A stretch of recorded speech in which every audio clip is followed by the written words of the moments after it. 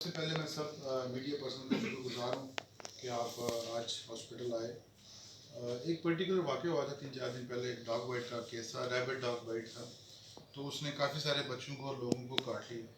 तो उसके पास जो सूरत हाल हुई उसमें कुछ मिसअंडरस्टैंडिंग थी लोगों को, और जो हमने मैयर्स किए हैं, जो लिए हैं, जो गवर्नमेंट के इनिशिएटिव थे, वही तो मैंने ये मुनासिब समझा कि आप सबको यहाँ पे दावत दूँ, ताकि इससे लोगों को आगाही भी होगी और रहनुमाई भी मिलेगी। तो उसमें जो ये पर्टिकुलर वाक़या है, इसमें तकरीबन हमारे टोटल जो नंबर ऑफ़ पेशेंट थे आए थे वो 22 लोग थे। बच्चे भी ज़्यादातर थे और बड़े भी थे उसमें।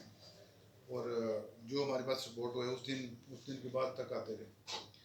तो इसमें चंद चीज़ें जो है गुजारिशात है वो मैं ये अर्ज़ करना चाहूँगा। जब डॉग बाइट हो जाता है या स्क्रैचेस हो जाती हैं डॉग से या किसी जैकाल से, या इवन जो ये और बैट्स इवन उसके स्क्रैचेस होते हैं या कैट्स के साथ, तो उसमें जो पहले इब्तदाई वैक्सीन होती है जिसे ARV कहते हैं वो लगानी जो है वो मकसूद होती है। तो उसका हमारे पास बजट होता है। तो वो हमारे पास जो बजट की जो एलोकेशन होती है उसके हिसाब से हम अपने नंबर ऑफ़ जो केसेस होते हैं उसके हिसाब से हम करते हैं। तो उसमें 5 डोजेज उसकी होती हैं। तो उसमें एक डोज जो है जो हमने जो अभी मैनेजमेंट रखी हुई, एक डोज हम अपनी तरफ से हॉस्पिटल लगाते हैं, उसके बाद लोग खुद परचेज करते हैं जो रूटीन में जो डॉग बाइट केसेस आते हैं। क्योंकि हमने अपने जो बजट है एलोकेटेड होता है एक पर्टिकुलर, उसके अंदर रह के सारा साल लोगों को ये सहूलत मुहैया करनी होती है। अब जब दूसरी सूरत ये होती है कि स्ट्रॉन्ग सस्पिशन होगा ये डॉग रैबिट है ये और उसके बाद एक और दूसरी वैक्सीन होती है जिसे इम्यूनोग्लोबुलिन कहते हैं, रेबीज इम्यूनोग्लोबुलिन होती है। वो जो है वो उसको आधी in and around the wound लगानी होती है और आधी आप इंट्रामस्कुलर लगाते हैं। लेकिन वो जो जिसको रेबी वैक्सीन जो है ये इम्यूनोग्लोबुलिन है, ये इम्पोर्ट होती है, जर्मनी से आती है और ये इजीली अवेलेबल नहीं होती है। बड़ी कास्ट की वायल होती है, 13,000 से लेकर 16,000 तक एक वायल की कास्ट होती है। उसमें तकरीबन 300 यूनिट्स होते हैं और हर बंदे को 20 यूनिट्स पर केजी बॉडी वेट के हिसाब से लगाया जाता है।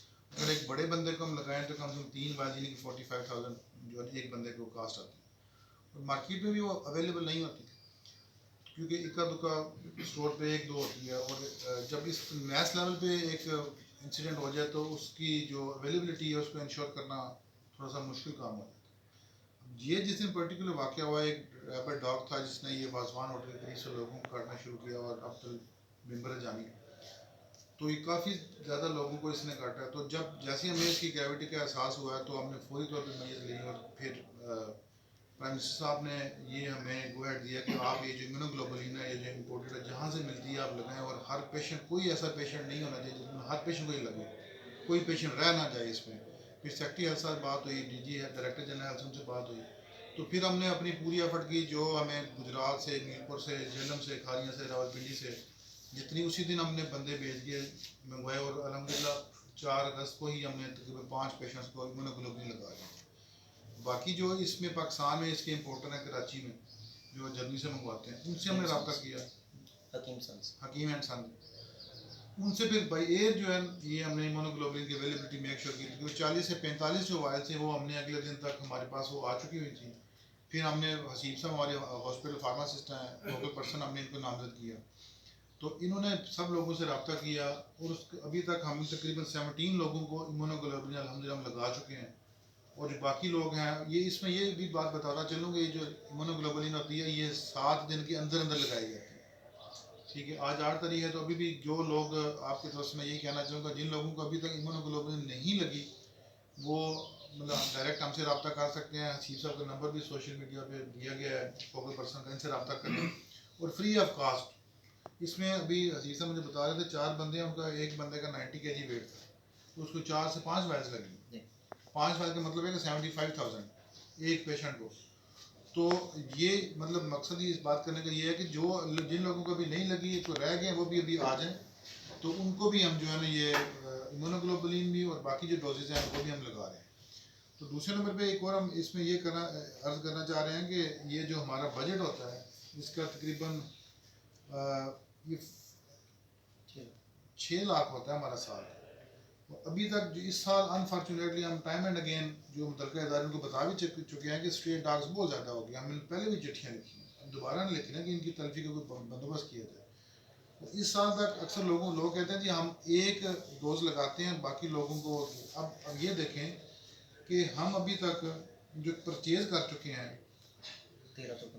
1315 ARV हम परचेज़ कर चुके हैं, और अगर हमारे बजट से बियॉन्ड चली गई, लेकिन हम फिर भी समहाउ इसको मैनेज कर रहे हैं, या अगले साल का जो बजट है उसमें डाल के हम इस तरीके से मैनेज करेंगे। लेकिन ये कि इसमें मैं आप लोगों से भी अपील करूँगा, और मुतलका जो इदारे हैं हमारे जो बल्दिया के भी, उनको ये जो स्ट्रीट डॉग्स होते हैं गलियों में, ये वो इनकी तरक्की का कोई बिल्कुल इस चीज़ को सेंसिटाइज़ किया जाए ताकि ये आए दिन ऐसे वाक़यात से बचा जा सके।